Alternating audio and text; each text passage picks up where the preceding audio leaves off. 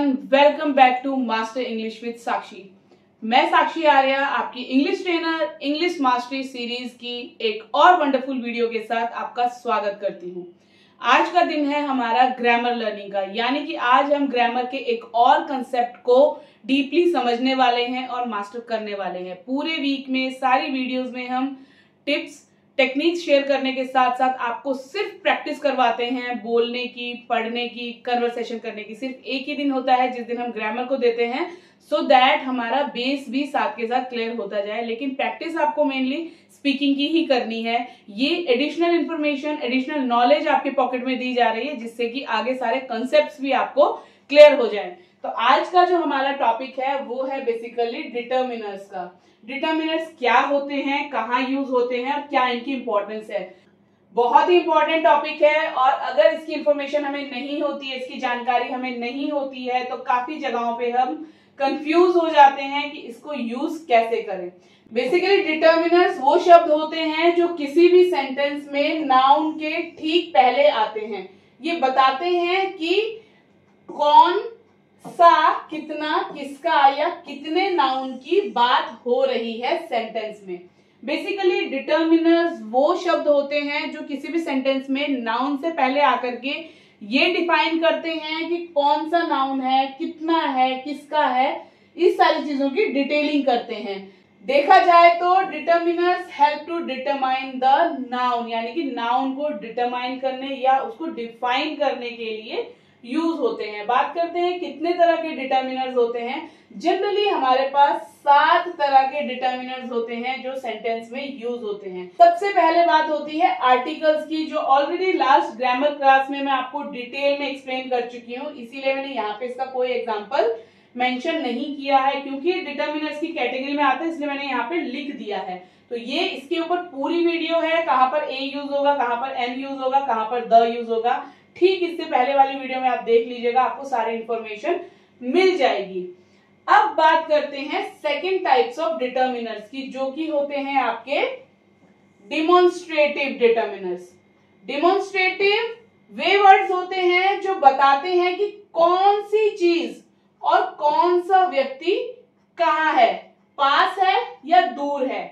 डेमोन्स्ट्रेटिव्स होते हैं वो ये बताते हैं कि जिस नाउन की बात की जा रही है या जिस चीज की बात की जा रही है, जिस व्यक्ति की बात की जा रही है वो कहाँ पर है, पास है या दूर है। बहुत ही बेसिक, बहुत ही इजी सा टॉपिक है ये वाला, ठीक है।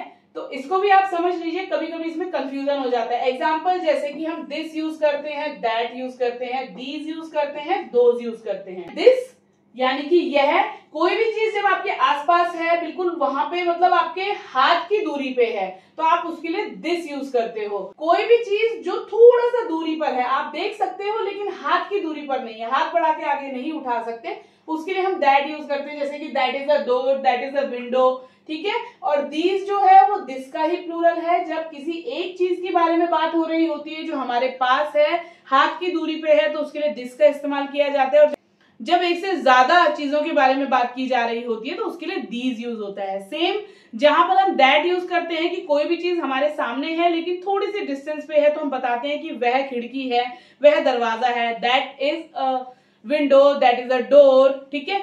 तो उसके प्लूरल के लिए जब वो चीजें एक हैं तो दैट लगता है, जब वो चीजें एक से ज्यादा हैं तो दोज लगाया जाता है, ठीक है। जैसे कि दिस कार इज माइन, कोई कार है जो बिल्कुल बगल में खड़ी है तो पर्सन बोल सकता है दिस कार इज माइन, यह कार मेरी है। वहीं अगर वो थोड़ी सी दूरी पे होती तो वो बोलता है कि दैट कार इज माइन, ठीक है। वहीं पे that man is my uncle, वह आदमी मेरे अंकल हैं, यानी कि कोई अंकल खड़े हैं जो थोड़ी सी दूरी पे हैं तो पर्सन दूर से दिखा के बोल रहा है कि वह जो आदमी है वो मेरे अंकल हैं, यानी कि that man is my uncle. These apples are fresh, काफी सारे सेब रखे हुए हैं, उसके बारे में बताना है, पास में ही है तो आप उनके लिए दीज यूज करते हो। दीज एप्पल्स आर फ्रेश यानी कि यह जो सेब हैं वो क्या हैं, ताजे हैं। हिंदी में इसका मीनिंग दिस को यह बोला जाता है, दीज को ये बोला जाता है, दैट को वह बोला जाता है और दोज को वे बोला जाता है। Same those children are playing, वे बच्चे खेल रहे हैं, यानी कि थोड़ा दूरी पे सामने पे कोई बच्चे खेल रहे हैं जिनको हम देख सकते हैं लेकिन टच नहीं कर सकते वहीं पे रहते हुए, उनके लिए दोज यूज किया जा रहा है कि वो बच्चे खेल रहे हैं। बात करते हैं third type type of determiner की जो है पजेसिव डिटर्मिनर। पजेसिव डिटर्मिनर्स बताते हैं कि नाउन किसका है, ये ओनरशिप या रिलेशन बताते हैं, पोजीशन बताते हैं कि किस पर अधिकार है बेसिकली। तो जो ये नाउन है ये किसका है वो बताने के लिए पजेसिव यूज होते हैं। इसमें माई यूज हो सकता है, योर यूज हो सकता है, हिज यूज हो सकता है, हर यूज हो सकता है, इट्स हो गया, आवर हो गया, देयर हो गया। इस तरीके के शब्द जब यूज किए जाते हैं किसी भी नाउन से पहले तो उनको बेसिकली क्या बोला जाता है, पजेसिव डिटर्मिनर्स बोला जाता है। ठीक है, माई मतलब मेरा, योर मतलब तुम्हारा, हिज मतलब उसका जब लड़के के लिए बात हो रही हो, हर मतलब उसका जब लड़की के लिए बात हो रही हो, इट्स मतलब इसका जब किन्हीं चीजों के बारे में बात हो रही है, अवर हमारा, देयर उनका। ठीक है, तो जब इस तरीके से नाउन के पहले ये वर्ड्स आ जाते हैं, जैसे कि माई बैग इज न्यू, मेरा बैग क्या है, नया है, तो ये माई क्या है, ये पजेसिव डिटर्मिनर है। हर ड्रेस इज ब्यूटीफुल, उसकी जो ड्रेस है वो क्या है, खूबसूरत है। तो जो ये हर है ये बेसिकली किसी गर्ल के लिए यूज किया गया है, तो ये हमारा पजेसिव डिटर्मिनर है। वो इस ड्रेस की ओनरशिप दिखा रहा है कि ये ड्रेस किसकी है, इसकी है। ठीक है, आर स्कूल इज बिग, हमारा स्कूल क्या है, बड़ा है। तो स्कूल से पहले आर आया है, यहाँ पे ये पजेसिव डिटर्मिनर का काम कर रहा है। Their house is near the park, उनका घर पार्क के पास है। तो इस तरीके से पजेसिव डिटर्मिनर्स हैं जो हम यूज करते हैं। उसके बाद बात करते हैं फोर्थ टाइप ऑफ डिटर्मिनर की, जो बेसिकली है क्वांटिफायर्स। क्वांटिफायर्स क्या होते हैं, क्वांटिफायर्स किसी भी नाउन की क्वांटिटी या नंबर बताते हैं, यानी कि सेंटेंस में जिस नाउन की बात हो रही है वो कितने हैं, जब उसकी नंबर्स या क्वांटिटी बताई जाए तो उनको बेसिकली क्या बोला जाता है, क्वांटिफायर्स बोला जाता है। ठीक है, जैसे कि सम हो गया यानी कि कुछ, मैनी हो गया बहुत, लिटिल हो गया थोड़ा, एनी हो गया कुछ, मच हो गया ज्यादा, सेवरल हो गया कुछ कुछ, ऑल हो गया सभी, लिटिल हो गया बहुत थोड़ा, अ लॉट ऑफ बहुत ज्यादा, प्लेंटी ऑफ भी बहुत ज्यादा। तो जब नाउन के पहले इस तरीके के वर्ड्स यूज होते हैं, जैसे कि सम पीपल आर वेटिंग, कुछ लोग इंतजार कर रहे हैं, कुछ, ये पीपल की क्वांटिटी बता रहा है कि कुछ लोग यहाँ पे क्या कर रहे हैं, इंतजार कर रहे हैं, तो ये हमारा क्वांटिफायर हो गया। Many students join the class, काफी बच्चों ने, बहुत से बच्चों ने क्लास को ज्वाइन किया, तो ये मैनी इस नाउन को क्वांटिफाई कर रहा है, इसकी क्वांटिटी बता रहा है, इसके नंबर्स बता रहा है। फ्यू मतलब बहुत कुछ से जो होते हैं, फ्यू बुक्स आर लेफ्ट, यानी कि कुछ ही किताबें बची हुई हैं। मच वाटर इज वेस्टेड, काफी सारा पानी बर्बाद हो चुका है। ऑल चिल्ड्रन आर हैप्पी, सभी बच्चे खुश हैं। तो जब नाउन के पहले इस तरह की कोई क्वांटिटी आ जाती है जो उसकी क्वांटिटी या नंबर्स को डिफाइन करता है, तो वो हमारे डिटर्मिनर्स के क्वांटिफायर्स होते हैं। बात करते हैं फिफ्थ डिटर्मिनर की, जिन्हें न्यूमेरल बोला जाता है। न्यूमेरल बेसिकली किसी भी नाउन का नंबर या सीक्वेंस बताते हैं। ठीक है, तो सीक्वेंस जैसे 1 2 3 4 में जब बात होती है ना, उस तरीके से इसमें भी दो तरह के बेसिकली होते हैं। एक होता है आपका कार्डिनल नंबर, दूसरा होता है आपका ऑर्डिनल नंबर। कार्डिनल नंबर वो होते हैं जब आप 1 2 3 4 5 6 इस तरीके से किसी चीज के नंबर को बताते हैं, और जब हम सीक्वेंस में बताते हैं जैसे first, second, third, fourth, fifth, six, इनको ऑर्डिनल नंबर्स बोला जाता है। ठीक है, जैसे कि 2 गर्ल्स, 2 लड़कियां हैं, तो 2 गर्ल्स आर डांसिंग, 2 लड़कियां डांस कर रही हैं। तो यहाँ 5 books are on the table, 5 किताबें टेबल के ऊपर हैं, ये भी बुक्स के नंबर्स को बता रहा है। The first prize is mine, जो पहला प्राइज है वो मेरा है, ये ऑर्डिनल नंबर्स को बता रहा है। ही केम थर्ड इन द रेस, वो क्या हुआ, रेस में थर्ड आया। तो यहाँ पे फर्स्ट, सेकंड, थर्ड बेसिकली आपके ऑर्डिनल नंबर्स को शो कर रहा है, क्रम को बता रहा है किसी चीज के। ठीक है, इसके बाद बात करते हैं हमारे 6th टाइप ऑफ डिटर्मिनर्स की, जिनको डिस्ट्रीब्यूटिव्स कहा जाता है। क्या कहा जाता है, डिस्ट्रीब्यूटिव्स। डिस्ट्रीब्यूटिव्स बेसिकली क्या होते हैं, किसी ग्रुप के हर इंडिविजुअल को अलग अलग दिखाते हैं। जब एक साथ कई नाउन्स होते हैं और उनमें से किसी पर्टिकुलर नाउन को अलग अलग डिफाइन करना है, उसको बेसिकली डिस्ट्रीब्यूटिव्स बोला जाता है। जैसे कि ईच, एवरी, ईदर, नीदर, है ना। ईच स्टूडेंट मस्ट अटेंड, यानी कि हर बच्चे को अटेंड करनी है। एक ग्रुप को बताया जा रहा है, लेकिन ग्रुप पे भी बोला जा रहा है कि हर बच्चे को अटेंड करनी है, यानी कि हर बच्चा ये नोटिस करेगा कि हाँ ईच बोला गया, यानी कि ये इंस्ट्रक्शन हम सभी के लिए है। ठीक है, वैसे ही एवरी चाइल्ड बच्चे को प्यार की आवश्यकता होती है।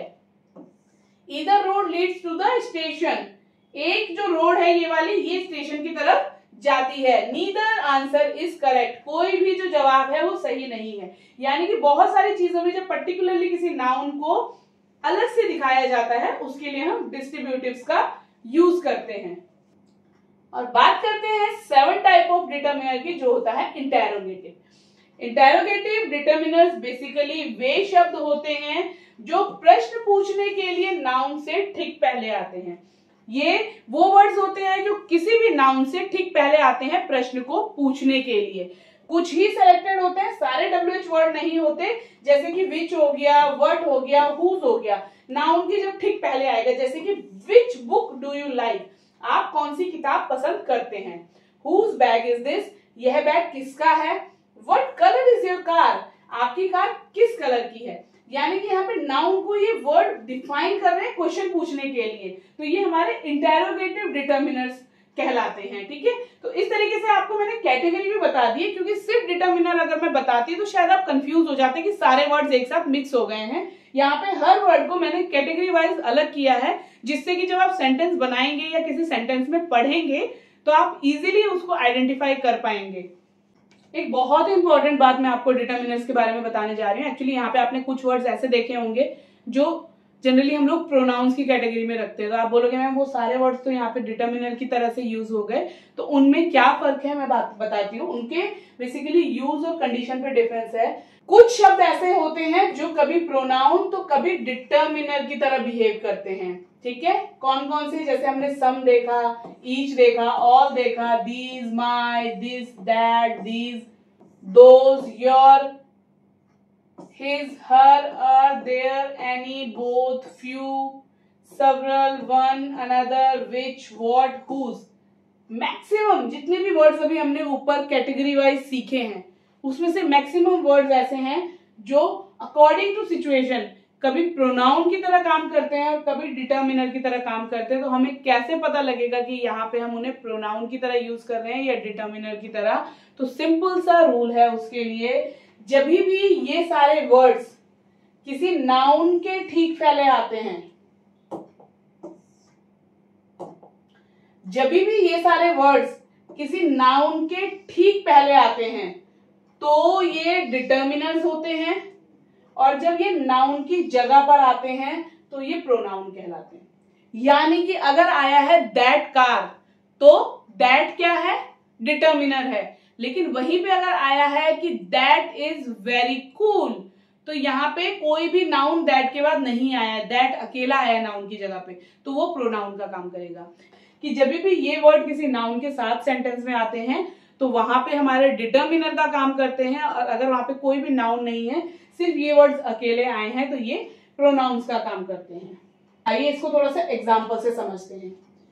यहाँ पे जैसे लिखा है सम पीपल आर वेटिंग, तो सम के साथ पीपल आया है, यानी कि वर्ड भी है और साथ के साथ नाउन भी है, तो ये हमारा डिटर्मिनर होगा। और सम आर वेटिंग है तो ये हमारा प्रोनाउन होगा, क्योंकि सम अकेला आया है तो प्रोनाउन है और सम के साथ पीपल आया है तो डिटर्मिनर है। वैसे ही जैसे ईच स्टूडेंट की बात हुई है तो ईच के साथ स्टूडेंट भी आया है, तो ये नाउन भी साथ में है, तो यहाँ पे ये हमारा डिटर्मिनर है। वहीं पे जब ईच अकेला है, ईच हैज अ बुक, तो ये हमारा प्रोनाउन है। ठीक है, ऑल बॉयज आर हियर, सभी लड़के यहाँ पर हैं, तो ये ऑल के साथ बॉयज आ गया है, डिटर्मिनर है। अगर सिर्फ ऑल आता है तो प्रोनाउन है। मतलब सिंपल सा रूल है, अगर ये वर्ड्स अकेले आ रखे हैं तो ये प्रोनाउन है, और अगर इनके साथ कोई भी नाउन साथ में आता है तो ये हमारे डिटर्मिनर्स हैं।